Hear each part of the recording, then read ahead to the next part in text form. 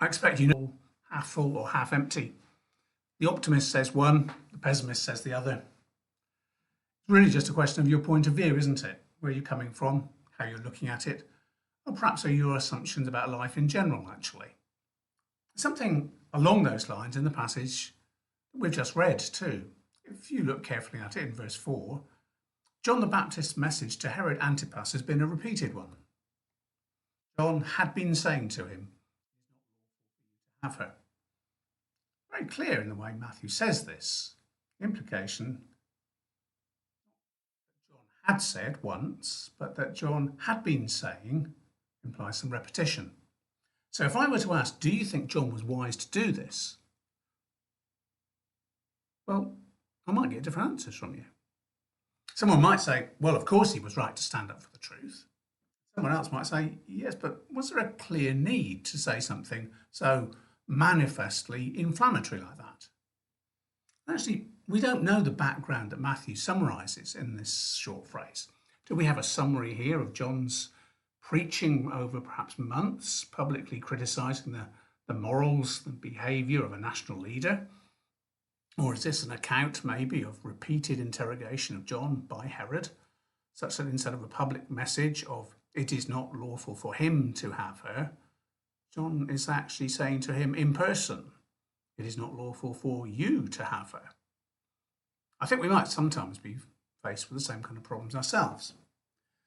Do we take the initiative and say, out of the blue, unasked and unsolicited, things that will undoubtedly be provocative? Or could it be wiser to wait until we're actually put on the spot and asked nowadays, for example, our view on societal issues such as marriage in particular or morals more generally? Why invite opposition, we could well argue. I think how we answer that might actually be quite revealing of our own character and our own temperament, just like the glass half full or half empty. What is clear in this passage that we're looking at this morning is that in this specific case, there's a mixture of emotions and temperaments that interweave in the oppression of the people of God.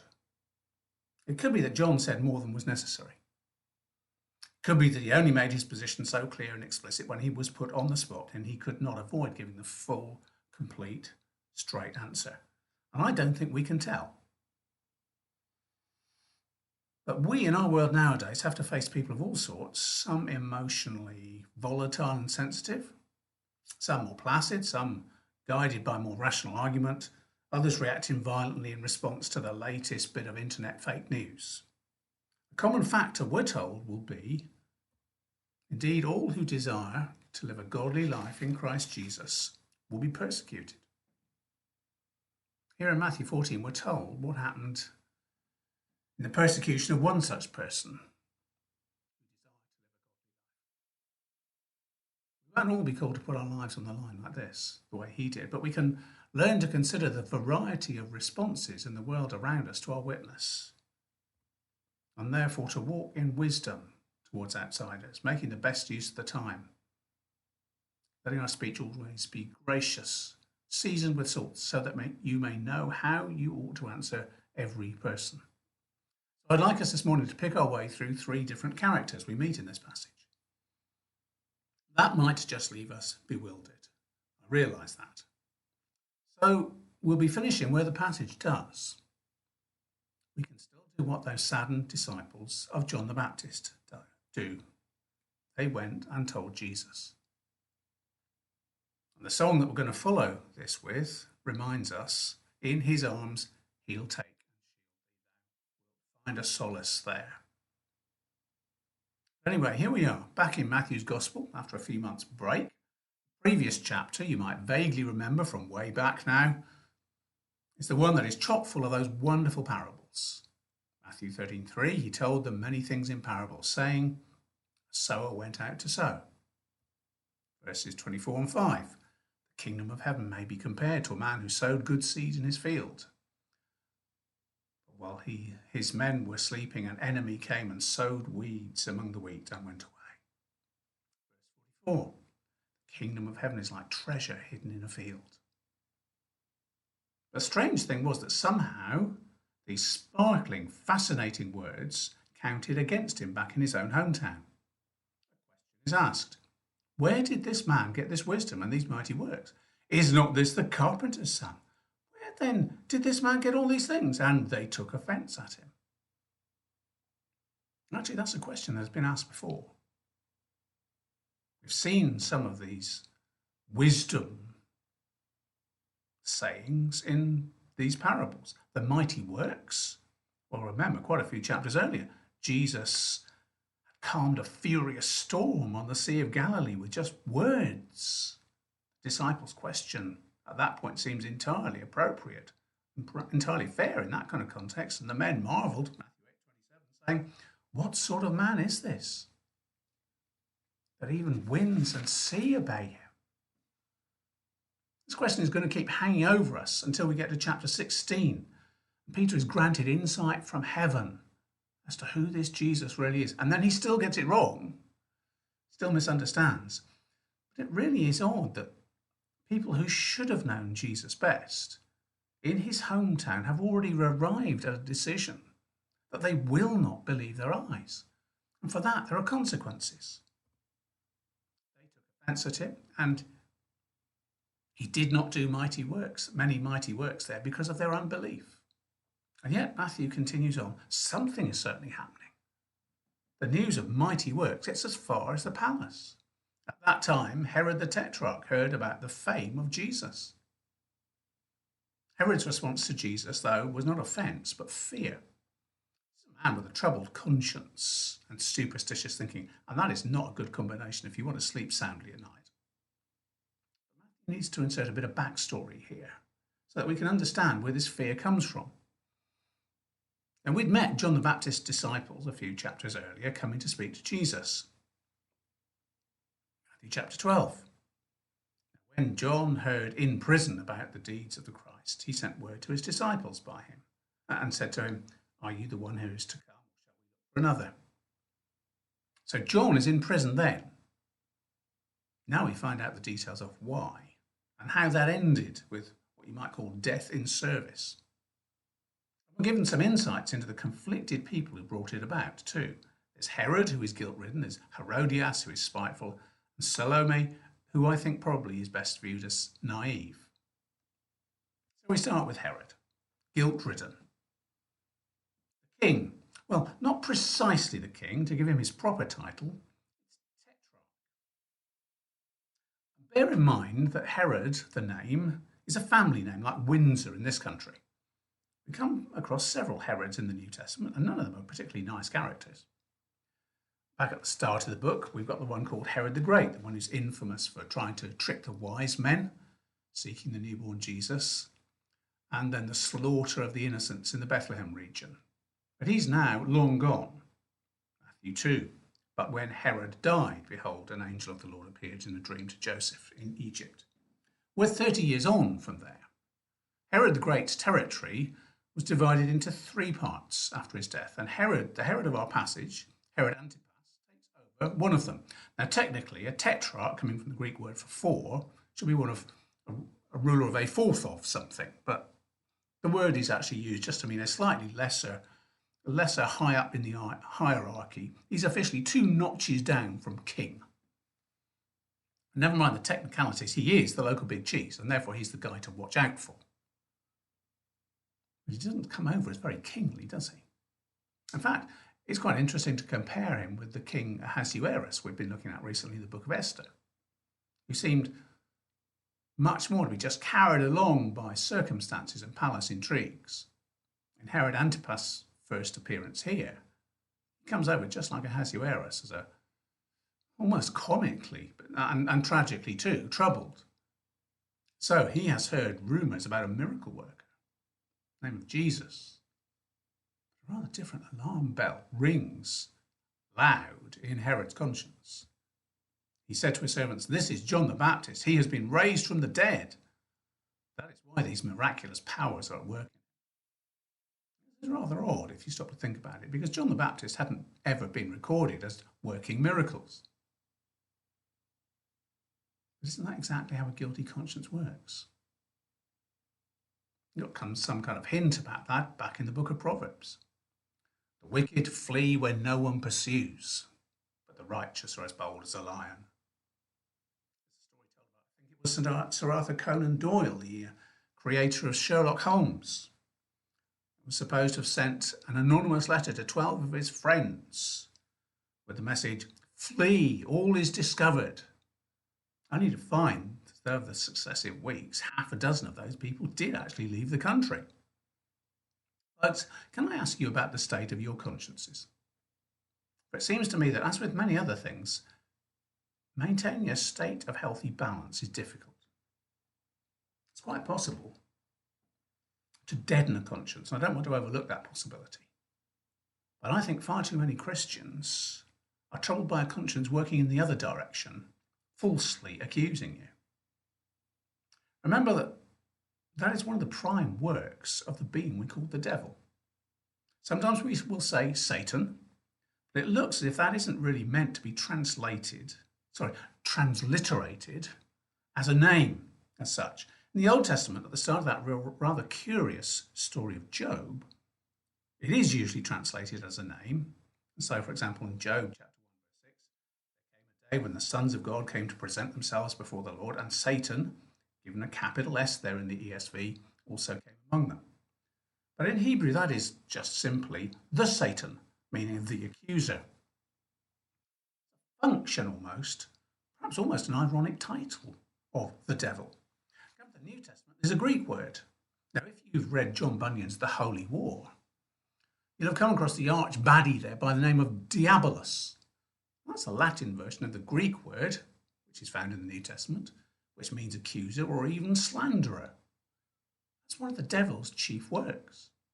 Remember how he's described in Revelation. Revelation 12:10, I heard a loud voice in heaven saying, "Now the salvation and the power and the kingdom of our God and the authority of his Christ have come. For the accuser of our brothers has been thrown down, who accuses them day and night before our God." And yet sometimes we can let our conscience do the devil's work. It can prompt us to despair. Or it can prompt us into being very religious. It can make us lose sight in the power of the blood of Christ to cleanse us from every sin. Read on in Revelation 12. We'll find something that brings us back to John the Baptist. How is this accuser of the brothers thrown down? Verse 11 tells us, and they conquered him by the blood of the Lamb and the word of their testimony, for they loved not their lives even to death. John can die in good conscience, but Herod now lives on with an accusing conscience. In one sense only, though, I will call it a good conscience because it points out accurately that he has committed a sin. It's stated in what follows. No matter what had led up to it, here's the bottom line. Matthew 14:10, he sent and had John beheaded in prison. Because of this, he is both guilty and guilt-ridden. There may be circumstances that suggest he was rather sort of boxed into a corner here, just like back in Esther chapter 1. The boozy party. Again, in the society of that day, it would have been male only, with this one tantalizing exception. When Herod's birthday came, the daughter of Herodias danced before the company and pleased Herod. So he promised with an oath to give her whatever she might ask. Stupid promise made. Signed empty check, in effect, handed over. Later, he is manipulated by that awful prospect of loss of face. The king was sorry, and because of his oath that his guests, he commanded it to be given. It there being the head of John the Baptist. The bottom line is that Herod chose to save his face, but it cost John the Baptist his head. Herod is weak, almost pitiable, really, but he is guilty. But the feeling of guilt is meant to drive us back to God, to seek his forgiveness through the blood of Jesus Christ. But if we will not do that, we will find ourselves just subject eventually to the wrath of God, but also now to the random and sometimes ridiculous promptings of a guilty conscience. In a different context here, but with a similar result. Money, 1 Timothy 6 verse 10, is described as a root of all kinds of evils. Through this craving that some have wandered away from the faith and pierced themselves with many pangs.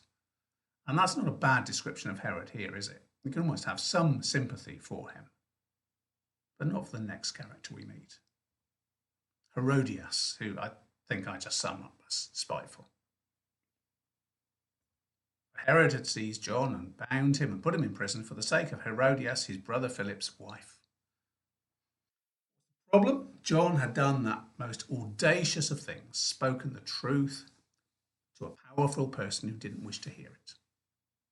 Because John had been saying to him, it is not lawful for you to have her. And notice, Matthew here is being very careful in his description of things. According to Roman law, I'm presuming, Herod Antipas could divorce his wife, and Herod Philip could divorce his wife, that's Herodias. The two of them could be then married according to Roman law. But Matthew writes here, doesn't he, as if there is a higher law against which these people are transgressing. I wonder if that is why he still insists in calling her Herodias, his brother Philip's wife. Not former wife, just wife. Now, I'm not usually very keen on that phrase that sometimes gets bandied about when talking about marriage. The "are they married in God's sight" kind of line. Very often that's used in an ill-considered way to prop up simplistic arguments that very quickly end up in ridiculous self-contradictions. I do wonder if that is what Matthew is saying here. Despite Roman law, Herodias remains the wife of his brother Herod Philip, as far as God is concerned, and therefore their current status is sinful. Now notice, please, that I'm not saying at all that all remarriages after divorce are sinful. And neither am I making any suggestions about what people should do if they find themselves in a marriage which they now consider they entered sinfully. Those are two immense questions theologically and pastorally, and they are for another time. I'm just trying to say here that perhaps we should consider that Matthew knew exactly what he was writing and not try to mentally insert former in front of the word wife here. And then let Scripture, rather than our society, lead our thinking where it will. Actually, the marital situation Matthew describes here is even more complex than it sounds. Herod Antipas and Herod Philip, as you see, they both have the same surname, effectively, family name. They were half-brothers. So we're getting into some rather dodgy territory when it comes to leaving one and marrying, or marrying in quote marks, the other. It's even more complicated in the next generation. Mind you, with the example the girl has from her mother, this is not surprising. Herodias' daughter Salome marries another Philip, called Philip the Tetrarch in this case, who is also a half-brother to Herod Philip, which means that Salome ends up as aunt and sister-in-law to her own mother. Got that? Clear? But doesn't this give you the impression that these are people who really fancy being a law unto themselves and never mind what God thinks about it? And if someone like that has some political or societal clout, then woe betide anyone who dares to call them to account. So whether John the Baptist has said something about this in public, or he's been misrepresented as having done so, perhaps it could even be that. We don't know the full background. John ends up in hot water. Herod had seized John and bound him and put him in prison. And legal or not, Herod would just have bumped him off. But that would have been politically inexpedient. Though he wanted to put him to death, he feared the people because they held him to be a prophet. Perhaps Herodias has been biding her time, looking for an opportunity to do the dirty on John the Baptist. And who cares about her husband's reputation if she can just get a revenge for daring to call her to account? I think she must have worked out this vicious plan quite carefully, even at risk of her own daughter. Folks, just bear this in mind when it comes to being faithful to the name of Christ. You may encounter some comeback from people like Herod Antipas, who people are not particularly principled, but who seem mainly to be propelled by circumstances. They're like billiard balls bouncing around the table and knocking over people if they happen to be in the vicinity. And then there are the mean and the calculating enemies, the ones who actually take the cues in their hands and line up those balls for maximum, deliberate, devastating effect, like Herodias. And here we now see her lining up her own daughter and letting her loose on the field of battle. Salome, who I think we see is naive. Name isn't actually given here in this passage or in the Bible. I'm using this name because it's given by the historian Josephus later on. She has to be quite young, uncomfortably young by modern sensitivities for this part of the story. The word for girl in verse 11 is used elsewhere for a girl aged 12. So I think we have to take this as suggesting that she's no more than a young teenager. It's all very definitely seedy. Because remember, this is an all-male boozy party. When Herod's daughter came, the daughter of Herodias danced before the company and pleased Herod. Yes, that word pleased does mean what you probably have guessed it means. And therefore it means I think we have to see Herod now as some kind of dirty old man. I don't know how artfully Salome had been trained, but just as in modern law, children of that age are automatically taken to be victims. The main guilt here has to lie at Herod's door, not hers. He should have known better, even if she didn't. And she's a victim of her mother's scheming too. Whether she has to confer at this point, whether Herodias has already hoped for a promise like this from the king and already worked out what she would ask for, the king now finds himself trapped. Prompted by her mother, she said, "Give me the head of John the Baptist on a platter, possibly, because remember, Herodias is not there at the feast. But it was the done thing for food from the feast to be taken to someone else in the palace. And what would you bring food on? You'd bring it on a platter. It's the usual implement. Herodias' choice morsel from the table of the king was to be the head of her hated enemy. Tradition has it that when she received this, she pulled out John's tongue and stuck a pin through it. Vengeance for the words he'd spoken against her. And her own daughter is co-opted into this gruesome spectacle, pin or no pin. He sent and had John beheaded in the prison, and his head was brought on a platter and given to the girl, and she brought it to her mother.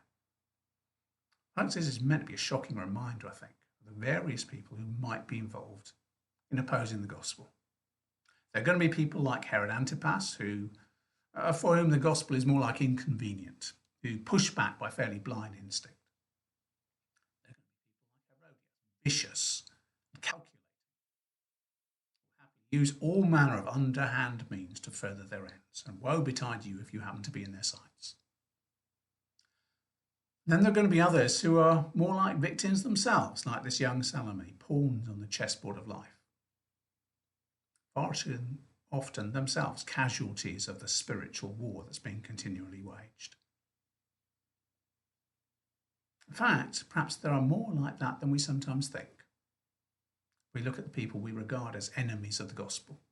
Think of them with some compassion, even, I have to say, if this verse from 2 Timothy 2 is true, these verses. The Lord's servant must not be quarrelsome, but kind to everyone, able to teach, patiently enduring evil, correcting his opponents with gentleness. God may perhaps grant them repentance leading to a knowledge of the truth.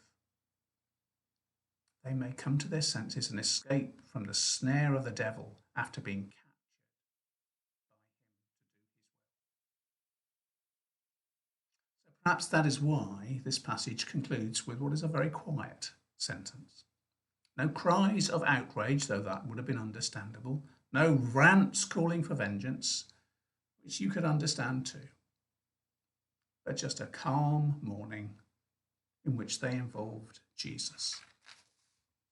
The disciples, John the Baptist's disciples, came and took the body and buried it. And they went and told Jesus. Folks, I don't know precisely what's facing you today.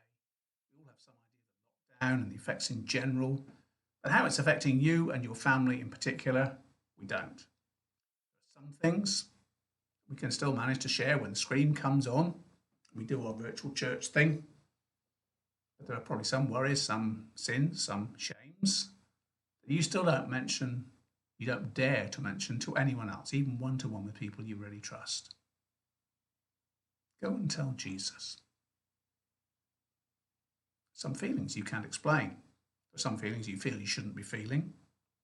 There are some feelings that go beyond anything that you can put into words at all. We imagine the desolation of those disciples bearing the mutilated body of their teacher and giving it what scant honour they could. We imagine the desolation of people not being able to hold the hands of their loved ones as their lives ebb away behind the isolation barriers of a COVID ward. Or maybe then we realise that we don't imagine those things very well after all. But we can still go and tell Jesus. It's one of those old spirituals. Nobody knows the trouble I see, Lord. Nobody knows but Jesus. But go and tell Jesus. It's been the response of the people of God down through the ages. I'll conclude with a very ancient version of something like that. It seemed to fit for our current times very well. It's from 2 Chronicles chapter 6. There's famine in the land, or if there is pestilence, or blight, or mildew, or locust, or caterpillar, their enemies besiege them in the land at their gates. Whatever plague, whatever sickness there is, whatever prayer, whatever plea is made by any man or by all your people Israel, each knowing his own affliction and his own sorrow, stretching out his hands toward this house, then hear from heaven, your dwelling place, and forgive and render to each whose heart you know, according to all his ways. For you only know the hearts of the children of mankind, that they may fear you and walk in your ways all the days that they live in the land that you gave to their fathers.